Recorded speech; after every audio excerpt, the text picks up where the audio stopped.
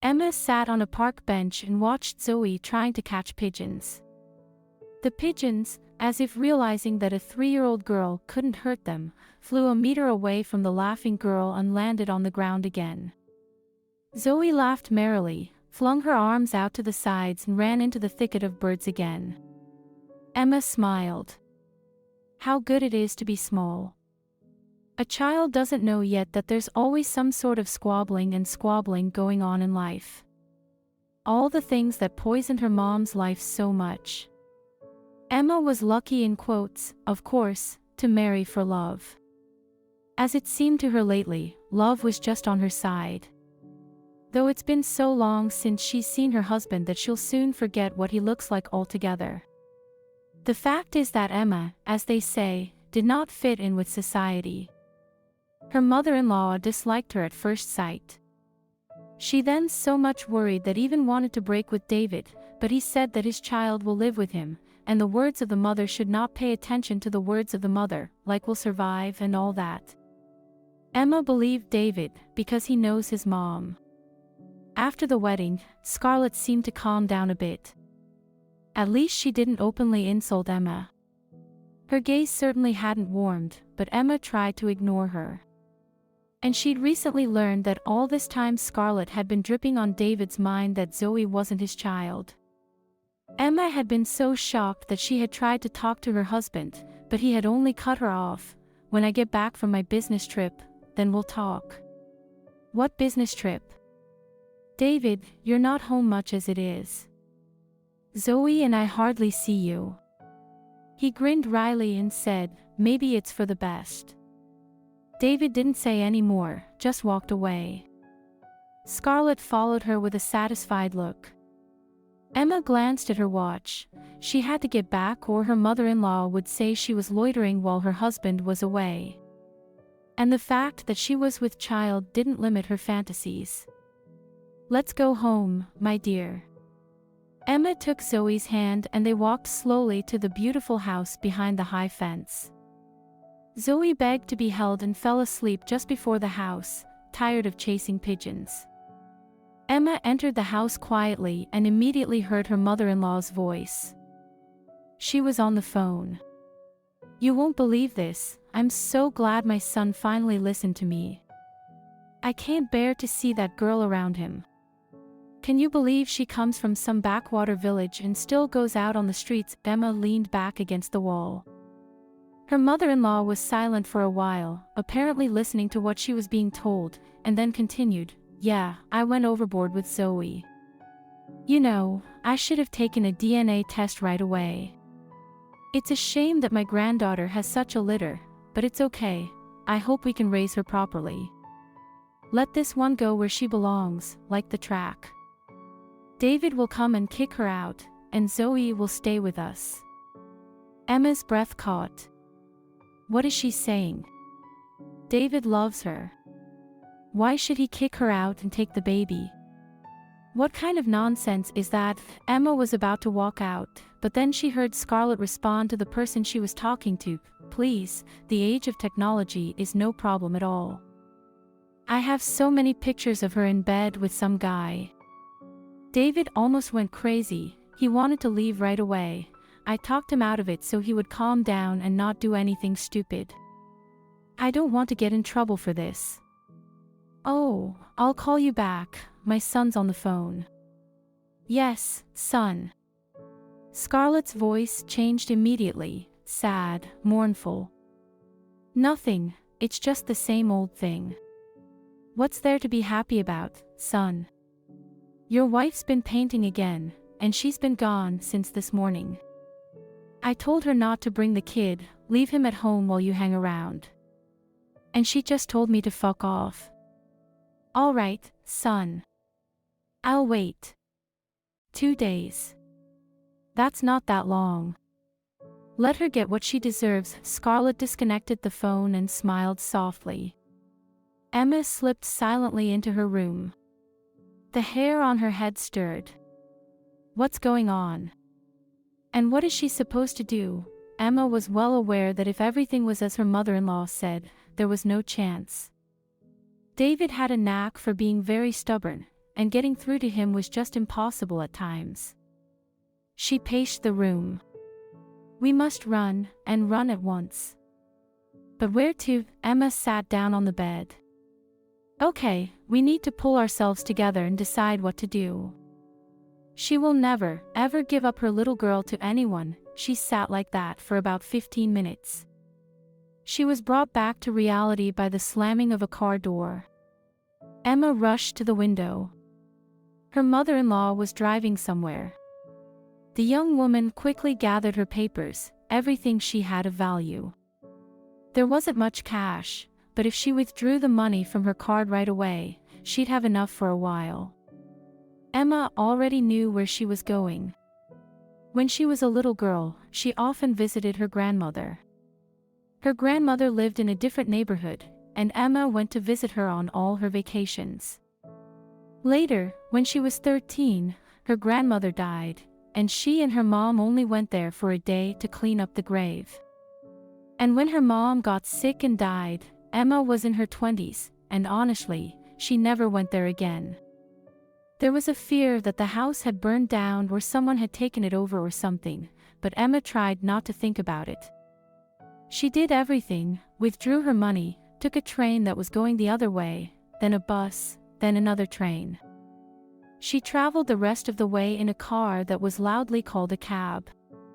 The car rattled and puffed and the driver swore at her the whole way, but by some miracle they made it. When the car left, Emma stood in front of the house and stared at it for a long time. For some reason she felt like it had been much bigger before, but that was okay, the two of them didn't need much room. Of course they would have to try their best to make it look like a house, but the important thing was that the windows and doors were intact. Zoe chirped happily, watching the butterflies, sniffing the flowers, and then turned to Emma. "Eat it." Emma smiled. Good for her daughter, what the hell, but lunch had to be on a schedule. They entered the house, the key lying under the door as before. The stale air hit her nose. Though in all other respects the house inside was even decent. Emma quickly dusted the table, the chairs, and pulled out the food she had bought in town. She realized she wouldn't be able to find water or gas right away, so she made Zoe some cottage cheese and fruit. She set a plate in front of the girl and looked around. Well, eyes fear, hands do. By evening, the house was starting to look like a home. Emma even managed to beat a path to the summer kitchen and made soup there. Zoe was already asleep. Emma stepped out onto the porch. Good. She smiled, then shuddered. Good wasn't the right word. A husky male voice answered her. She jumped out into the hallway and grabbed the axe. Who's there? The voice coughed and spoke in a normal male voice. It had been so many years and Emma hadn't changed a bit, grabbing at everything. Emma watched in amazement as a man appeared from behind a thicket of raspberries. There was something familiar about him, something forgotten. Don't you recognize him? She shook her head negatively. Who took you off the fence in the neighbor's garden? Who pulled you out of the pond when you were going to catch ducks? She blew out a breath. Leo. Leo, where did you come from? You've gone somewhere very far away. Emma hugged Leo. He too visited his grandmother often. He was 3 years older than Emma and so he took care of her in every way possible. Their grandmother's houses were close to each other, and Leo and Emma became very close. The grandmothers even laughed about getting them married. But then Leo's mom got married successfully, and they all moved away, either to a very distant city or even abroad. I don't mind, I come here often. It's very beautiful here, peaceful. But what are you doing here? I haven't seen you here for the last 10 years, if not more. Emma sighed. She felt so good right now. Even though she hadn't seen Leo in years, she immediately felt like a child, cared for, protected. Oh, Leo, it's a very long story. I'm in no hurry. Well, let's go and have some tea. The mosquitoes will eat us outside. Just be quiet, my daughter's asleep. Leo's eyes widened. You have a daughter. That's crazy. I honestly thought you were going to stay crazy, a brawler and a bully. Emma laughed. It's been a long time since I was like that, Leo. Come in. They talked until almost morning. Leo was serious. What kind of husband is your husband if he loves and believes so easily? Yes, it's nonsense. I don't know. We didn't even talk. But what I heard was enough. He believed Mom, without even trying to ask me anything.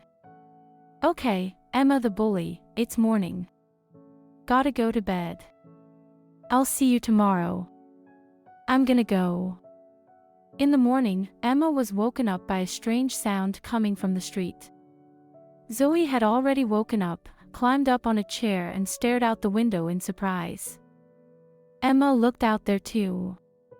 Leo, naked to the waist, was mowing the grass in their yard. Emma smiled and opened the window. Hello, Leo. Come to breakfast in about 15 minutes. He turned to her, flashing his white teeth. There, on the porch, get a basket for your daughter. Zoe was eating large raspberries with country milk, and Leo and Emma were drinking coffee. Anyway, I'll be here for another 2 weeks and then I'll pack up and come back to my place. It's a big house, I live alone. What are you doing here? Leo, come on. It's uncomfortable. It's uncomfortable sleeping on the ceiling, the blanket falls off. What's uncomfortable about it? I'm not asking you to be a kept woman or a mistress. We're friends, and friends are supposed to help each other. Maybe by then you'll decide whether you want a husband like that or not. And if not, what can I do? As soon as I file for divorce, he'll step up, take Zoe away from me. He has everything and I have nothing. That's something we have to decide now. Don't worry. You're not the last lawyer in town. Who is?